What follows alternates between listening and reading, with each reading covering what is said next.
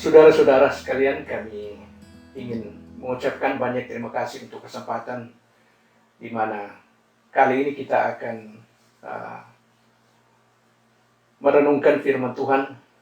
Mungkin pokok yang agak sulit, yang banyak kali orang berpikir bahwa sulit dimengerti.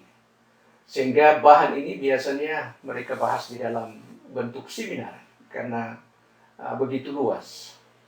Namun saya yakin bahwa dengan pertolongan dari Tuhan, pertolongan daripada Roh Kudus, supaya kita lebih mengerti, kita fokus di dalam hal-hal yang sangat inti daripada pelajaran ini.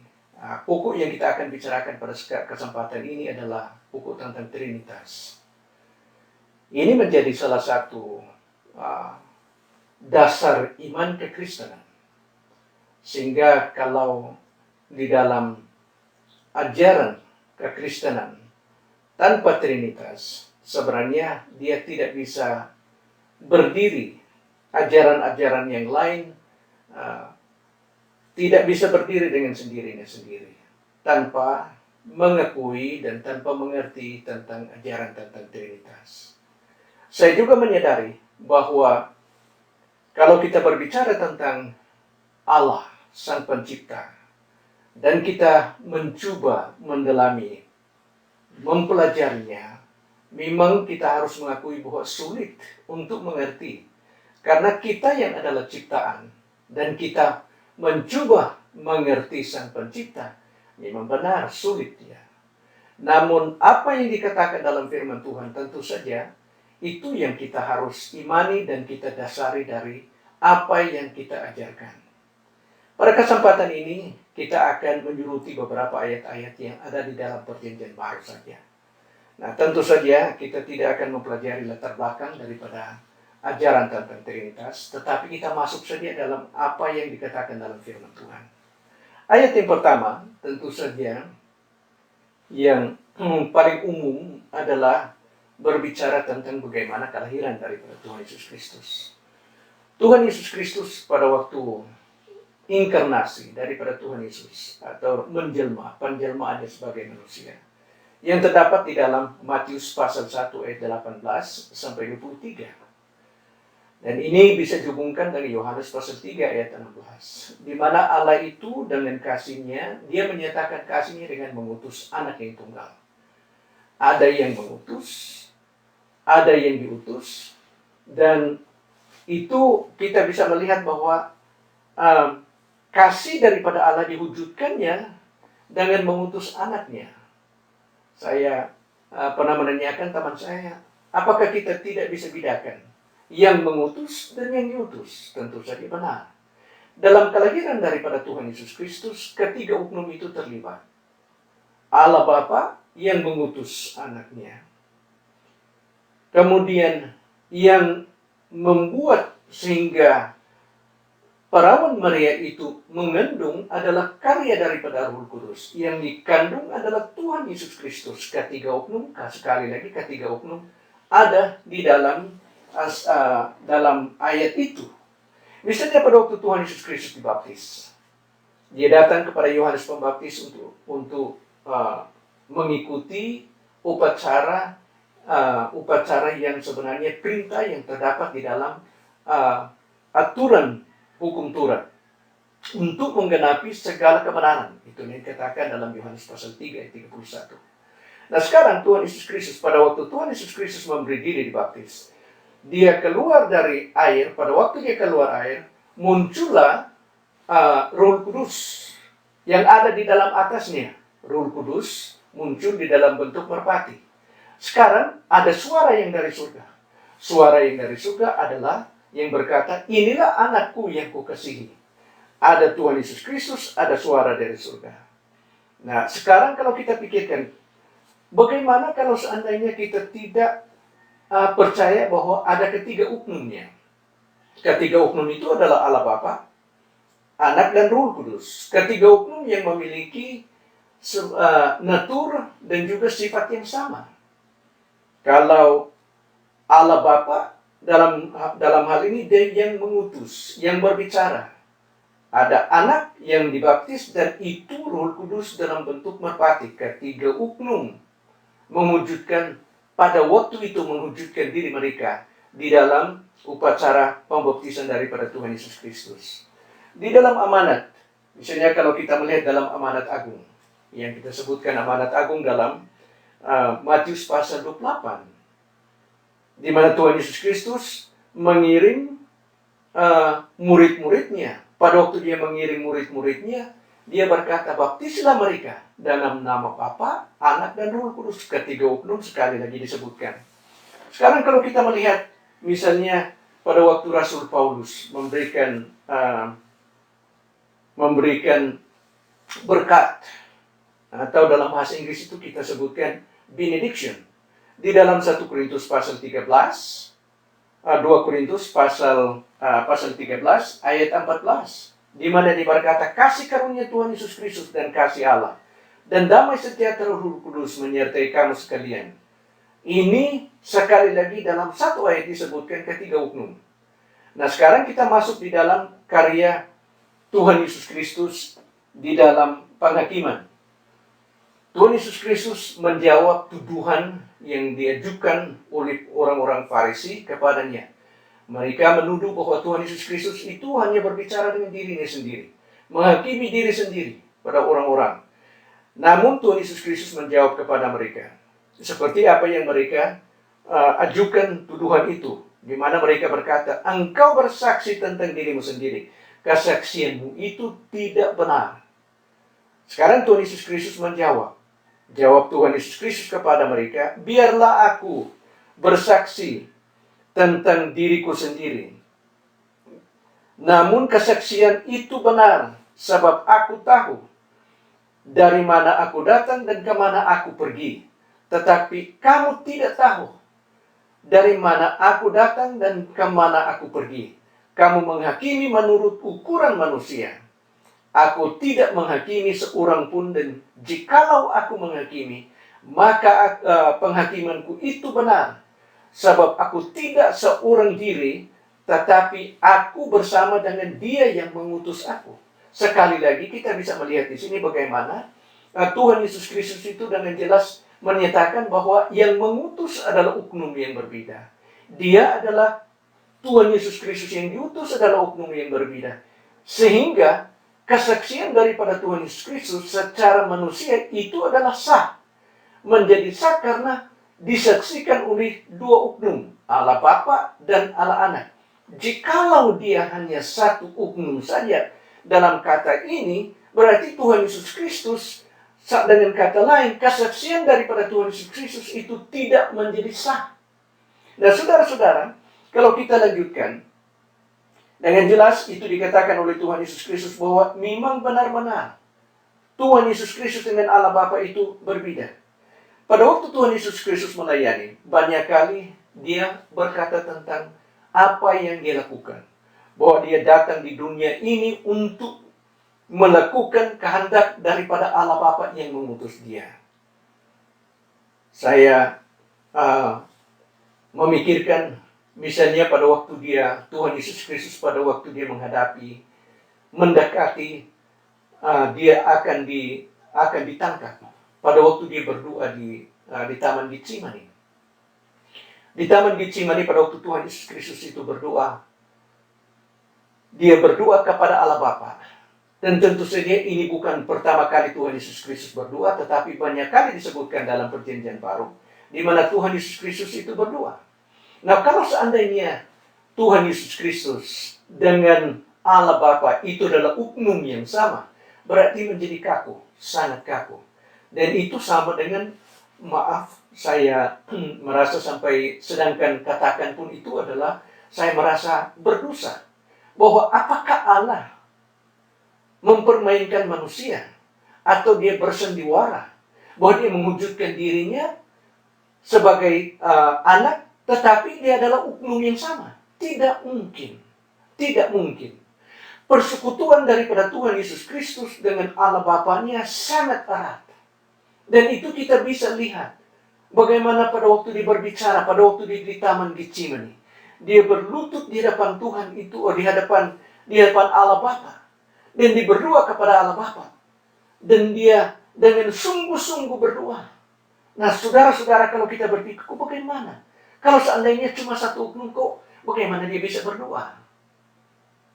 Apakah sehingga banyak orang yang berkata, yang tidak percaya bahwa Yesus itu adalah Allah, oh, itulah tanda bahwa Tuhan Yesus Kristus bukan Allah. Malah bukan. Itu disitulah kita bisa melihat sebagai orang Kristen, mengerti bahwa ada perbedaan antara Allah Anak dan Allah Bapa. Bahwa uknum yang berbeda itu Allah Bapa dan Allah Anak berbeda. Kedua-duanya ada perbedaan kedua-duanya. Sekarang saudara-saudara, kalau kita pikirkan pada waktu Tuhan Yesus Kristus mati di atas kayu salib, di mana dia berkata, Allah, Allahku, mengapa engkau meninggalkan aku? Dia bisa saja katakan, Bapakku, mengapa engkau meninggalkan aku? Yang meninggalkan, ada yang meninggalkan. Allah itu Tuhan Yesus Kristus juga adalah Allah. Tentu saja kalau seandainya bagi mereka yang tidak percaya Yesus sebagai Allah, nanti itu dalam kesempatan lain kita bisa bahas. Tetapi dalam banyak ayat dalam firman Tuhan menyatakan bahwa Tuhan Yesus Kristus itu adalah Allah. Kok bagaimana dia bisa, kalau seandainya uknum yang sama, kemudian dia berdoa pada dirinya sendiri, atau dia memohon kepada dirinya sendiri? Tidak mungkin. Itu tidak mungkin.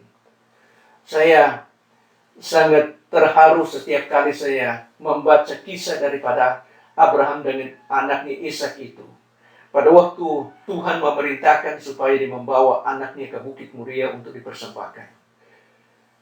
Saya di dalam kisah itu, di mana kedua-duanya berbincang-bincang dalam perjalanan, pada waktu mereka tiba di kaki Bukit Moria itu, Abraham mengambil kayu api dari binatang, kemudian dia menempatkan ini di bahu anaknya, yang adalah lambang bagaimana Tuhan Yesus Kristus itu mengambil salib, memikul salib, dan dia naik di atas gunung Golgota.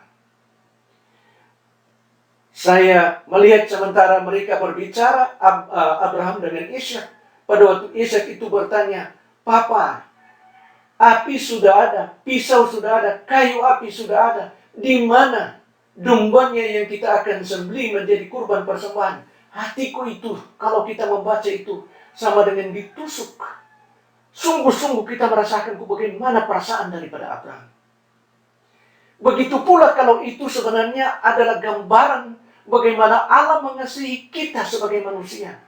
Di mana pada waktu dia berkata, karena begitu besar kasihku kepada kamu, aku akan memberi anakku yang tunggal untuk menjadi kurban sembelihan yang akan mati karena dosa-dosamu.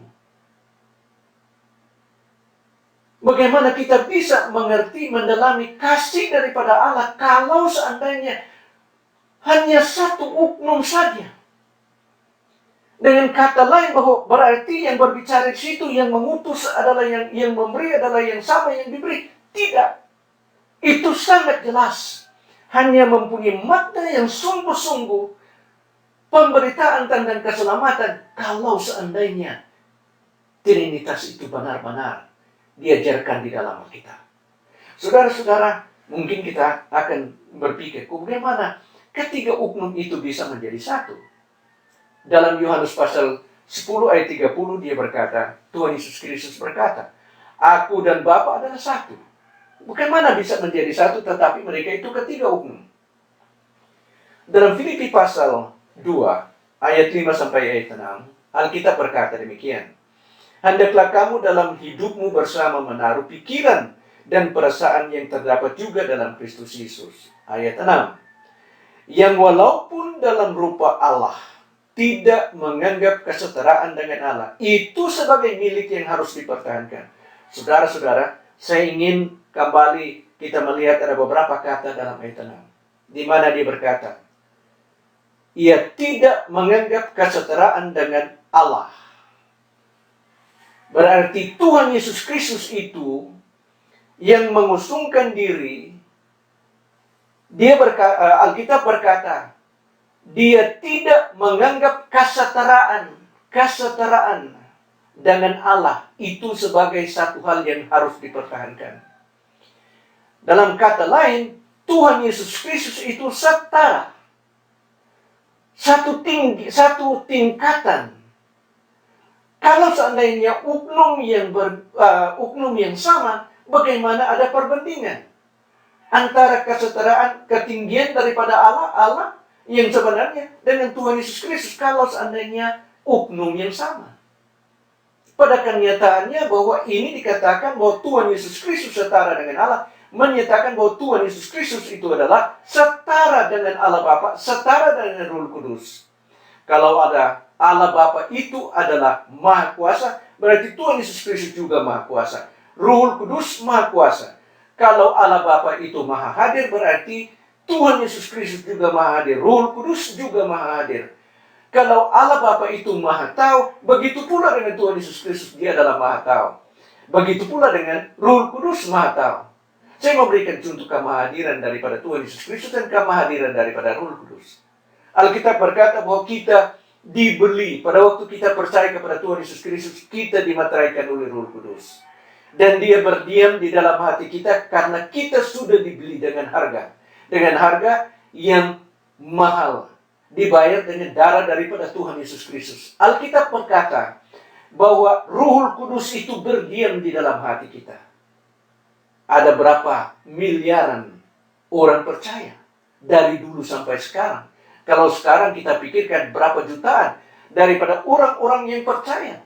Dan Roh Kudus itu berdiam di dalam hati. Begitu pula Alkitab berkata bahwa Yesus Kristus berdiam di dalam hati kita. Kalau seandainya mereka bukan Maha Hadir. Mereka juga Maha Tahu. Ketiga-tiga uknum yang memiliki kekuasaan yang sama. Natur dengan atribut yang sama. Sempurna. Ketiga-tiganya adalah sempurna. Maha Pengasih, Maha Adil, Maha Tahu, tidak pernah berubah, Maha Kuasa. Semua mereka itu setara dengan kekuasaan yang sama. Itulah sebabnya memungkinkan mereka walaupun ketiga uknum bisa menjadi satu. Karena mereka memiliki atribut dan sifat yang sama. Nah, saudara-saudara, mungkin kita berpikir, kata ini bisa saja ada orang yang berpikir sama dengan suami istri. Sebelum mereka kawin adalah kedua uknum. Menjadi satu uknum pada waktu mereka kawin. Ini berbeda. Memang benar digunakan itu dalam Alkitab. Bahwa laki-laki itu dengan perempuan pada waktu mereka menjadi satu, tetapi dikatakan menjadi satu daging. Menjadi satu daging bukan menjadi sama dengan kesatuan daripada Trinitas. Pernikahan tidak pernah menjadi sama dengan kesatuan yang dikatakan kesatuan kealahan. Karena istri tidak mempunyai atribut yang sama daripada suaminya. Tidak mempunyai kemampuan yang sama. Suami tidak mempunyai kemampuan sama dengan istrinya. Mungkin sifat daripada istri berbeda dengan sifat daripada laki-laki. Itulah sebabnya selama suami istri itu masih hidup, pasti mereka akan mengalami saat-saat di mana mereka akan bertengkar. Karena mereka punya perbedaan yang banyak. Mereka berusaha dengan kasih mereka itu, mereka akan berusaha supaya mereka itu menyesuaikan. Saya senang dengan perkataan daripada almarhum Dr. Billy Graham. Pada waktu dia merayakan ke-60 tahun pernikahan. Dia ditanyakan oleh si In dan mereka bertanya, Dr. Billy Graham, bagaimana Dr. Billy Graham bisa mempertahankan pernikahan begitu lama, tetap masih utuh sampai saat mereka meninggal. Billy Graham itu dengan penuh kerendahan hati dia berkata, sampai sekarang kami masih menyesuaikan. Dengan Bapa, Anak, dan Roh Kudus, mereka memiliki sifat yang sempurna. Tidak mempunyai keinginan untuk saling menguasai. Tidak mempunyai keinginan untuk saling merendahkan orang lain. Pasangannya merendahkan pasangannya, menghina pasangannya. Tidak punya sifat yang demikian. Itulah sebabnya mereka itu bisa menjadi satu. Mengapa sampai Rasul Paulus menggunakan di dalam uh, permohonannya supaya jemaat di Filipi menjadi satu, menjadi harmonis sebagai satu jemaat. Dia menggunakan bagaimana Tuhan Yesus Kristus, walaupun dia adalah setara dengan Allah, mengusungkan dirinya. Dan kemudian dia memohon supaya hendaklah mereka menaruh pikiran yang sama, pikiran dari Tuhan Yesus Kristus yang sama, supaya itulah yang membuat keharmonisan di dalam kehidupan sebagai berjemaat atau hubungan kita dengan keluarga, hubungan kita suami istri, atau hubungan kita antara dengan anggota lain, atau dengan jemaat, atau kita sebagai gembala. Hanya bisa ada kesatuan yang sejati. Akan mungkin mendekati sehingga pada waktu kita berusaha supaya kita semakin sungguh-sungguh memiliki pikiran yang sama dengan Tuhan Yesus Kristus yang dimiliki oleh ketiga oknum ini, Allah Bapa dan Roh Kudus. Karena mereka itu tidak mempunyai keinginan untuk menguasai satu dengan yang lain, untuk merendahkan yang satu supaya dia ditinggikan. Tidak. Memang sulit dimengerti kalau kita berpikir. Ada orang yang pernah bertanya kepada kami, kok bagaimana Tuhan Yesus Kristus? Kok dia bisa merendahkan diri? Apakah Allah itu bisa merendahkan diri? Disitulah kita bisa melihat bahwa sifat daripada Allah itu adalah salah satu sifat daripada Allah yang sangat indah. Bahwa walaupun dia adalah Allah, dia juga bisa merendahkan dirinya menjadi hamba. Menjadi hamba bisa mencuci kaki daripada murid-muridnya. Bukan hanya itu, tetapi sampai mati di atas kayu salib. Di dalam kematian yang paling hina. Yang paling hina, sungguh-sungguh paling hina. Itulah yang diinginkan oleh Rasul Paulus. Itulah yang diinginkan oleh Tuhan. Supaya kita memiliki keinginan dan sifat yang sama. Supaya jemaat itu atau keluarga kita memiliki satu kesatuan yang sejati. Hanya di dalam Allah saja bisa ditemukan kesatuan yang sempurna. Di dalam kesatuan antara Allah Bapa dan Anak, hanya mereka saja yang bisa kita lihat ada kesatuan. Walaupun tiga bisa menjadi satu. Jika pertanyaan diajukan, siapa Allahmu? Tentu saja jawaban kita adalah Allah Bapa, Anak, dan Roh Kudus. Sekali lagi, jika pertanyaan diajukan, siapa Allahmu? Allahku adalah Allah Bapa, Anak, dan Roh Kudus. Kalau pertanyaan yang kedua, apa itu Allah? Nah, itu jawabannya. Allahku itu adalah Maha Kuasa. Allahku yang Maha Tahu. Allahku yang Maha Hadir. Allahku yang tidak pernah berubah. Allahku yang Maha Pengasih. Allahku yang Maha Adil, yang Maha Kudus. Ini semuanya, ini adalah atribut daripada Allah. Tetapi sekali lagi, hanya bisa terdapat harmonis, kesatuan yang sempurna karena mereka, Allah Bapa, Anak, dan Roh Kudus memiliki sifat yang sama, atribut dan yang sama, natur yang sama. Bagi kita bersyukur karena Allah mewujudkan di dalam tiga uknum ini, dengan Allah Bapa, Allah Anak, dan Allah Roh Kudus. Allah Bapa yang berkata, aku mengasihi engkau. Aku akan mengeruniakan anakku yang tunggal untuk membuktikan kasihku. Aku akan memberikan Roh Kudus menurut perkataan daripada Tuhan Yesus Kristus. Aku akan meninggalkan kamu, tetapi aku akan mengutus Roh Kudus yang akan menghibur, mengajarkan kamu, menguatkan kamu, memampukan kamu untuk hidup kudus dan melayani selama kita masih di dunia ini. Itulah karya daripada Roh Kudus.